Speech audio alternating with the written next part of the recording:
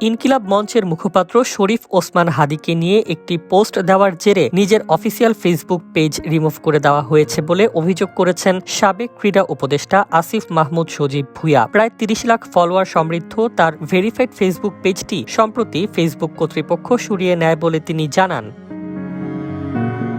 শুক্রবার নিজের ব্যক্তিগত ফেসবুক আইডিতে দেওয়া এক পোস্টে আসিফ মাহমুদ বলেন, হাদীকে নিয়ে তথ্যভিত্তিক একটি রিপোর্ট শেয়ার করার পরই তার পেজটি হঠাৎ করে আর দৃশ্যমান নেই। বিষয়টিকে তিনি মত প্রকাশের স্বাধীনতার জন্য উদ্বেগজনক বলে উল্লেখ করেন।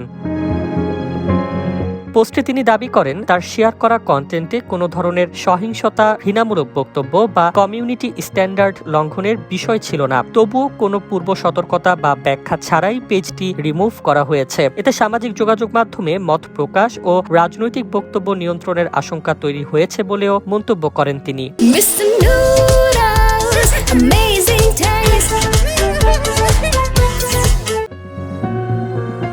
এদিকে পেজটি রিমুভ হওয়ার পর সামাজিক মাধ্যমে বিষয়টি নিয়ে ব্যাপক আলোচনা শুরু হয়েছে। অনেকে প্রশ্ন তুলছেন, আদৌ কী কারণে এত বড় একটি ফলোয়ার সমৃদ্ধ পেজ হঠাৎ বন্ধ করে দেওয়া হলো?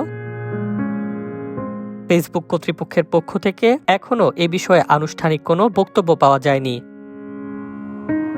ডেস্ক রিপোর্ট, জয় জয় দিন।